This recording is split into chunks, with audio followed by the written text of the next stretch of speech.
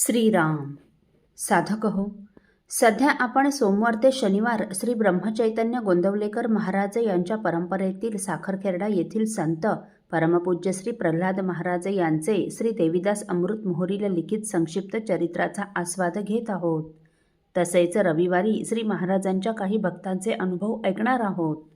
थोरल्या राम मंदिरातील रामरायाकडे पाहून श्री महाराज या सर्वांना सांगू लागले. थोरले महाराज नैमिषारण्यात जाण्यास निघाले तेव्हा श्री रामरायाला त्यांचा वियोग असह्य होऊन रामरायाच्या डोळ्यातून सारखा अश्रुपात होऊ लागला. ही वार्ता श्री महाराजांना जाऊन सांगताच श्री महाराज तसेच परत आले व लगेच सोवळे नेसून व रामरायाचे अश्रू पुसून, रामा, रामराया, तुला सोडून मी पुन्हा नैमिषारण्यात जाणार नाही, परंतु तू मात्र आधी डोळ्यातून अश्रू गाळणे बंद कर बरं. महाराज असे म्हणताच श्री रामरायाच्या डोळ्यातून अश्रू वाहणे बंद झाले आणि श्री महाराज गोंदवल्यातच रामरायाजवळ थांबले. त्यांनी नैमिषारण्यात जाण्याचा आपला बेत रद्द केला. हे सांगत असताना श्री महाराजांचे डोळे पाणावले होते. दोन्ही ठिकाणी रामरायाचं दर्शन घेऊन व एक माळ जप करून श्री दत्त मंदिर व शनी मंदिर सर्वांना दाखवून व त्यांचे दर्शन घेऊन श्री महाराज या सर्वांना घेऊन बिऱ्हाडावर आले.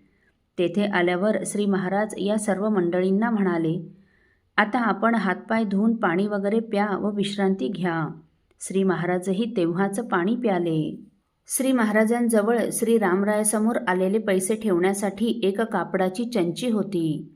प्रवासात श्री महाराज सर्व पैसे त्याच चंचीत ठेवत असत व ती चंची त्यांच्या कोटाच्या खिशात ठेवीत. खोलीवर आल्यावर कोट काढतेवेळी ती चंची कुठेतरी पडली असल्याचं महाराजांच्या लक्षात आलं. तेव्हा श्री महाराज विनायकरावांना म्हणाले, बाळ, अरे आपली चंची कुठेतरी पडली पहा, तेव्हा तू बस स्थानकापर्यंत जाऊन शोध घेऊन ये.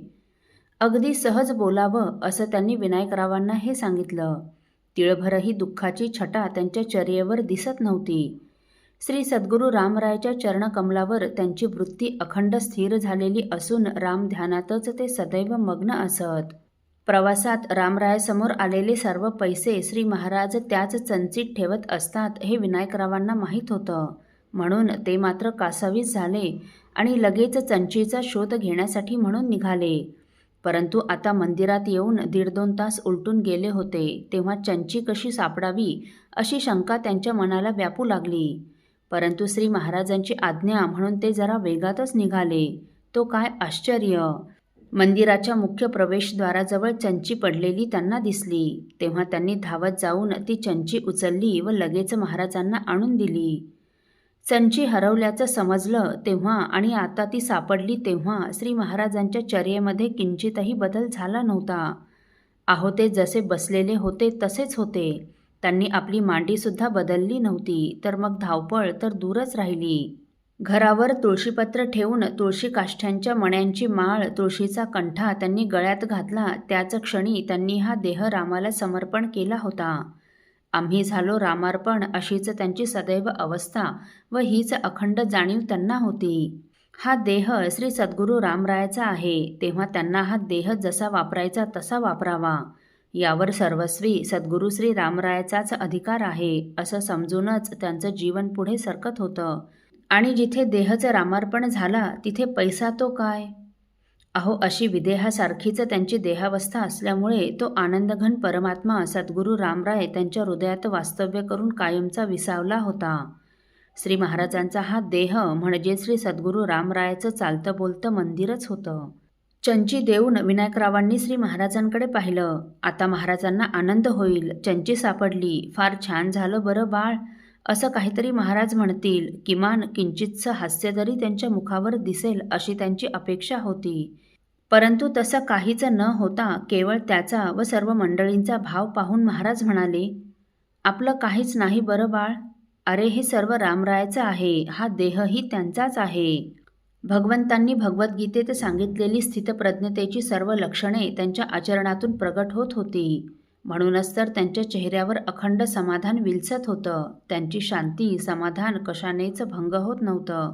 परब्रह्म परमात्मा स्वरूपाची, त्या सच्चिदानंद घनाची प्राप्ती झालेला, त्याची साक्षात अनुभूती घेतलेला मनुष्य जसं त्याहून दुसरं कुठलंच अधिक सुख मानित नाही आणि त्या महदानंदात अखंड स्थिर झाल्यामुळे त्यावर पर्वतप्राय विघ्ने जरी कोसळली तरी तो विचलित होत नाही, अशीच त्यांची अवस्था असल्यामुळे त्यांची शांती समाधान कशानेच भंग होत नव्हतं.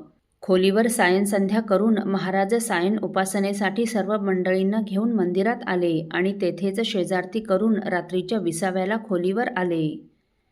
असो. साधक हो, परमपूज्य श्री प्रल्हाद महाराज हे सोवळ्यातच जेवत असत, परंतु गुरुगृही आल्यानंतर सोवळ्या ओवळ्याच्या बाबतीत ते काय म्हणत असत हे आपण पुढील भागात ऐकणार आहोत. श्रीराम समर्थ.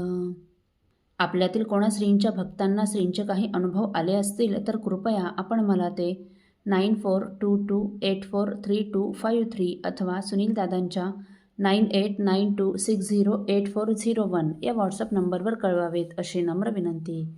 श्रीराम समर्थ.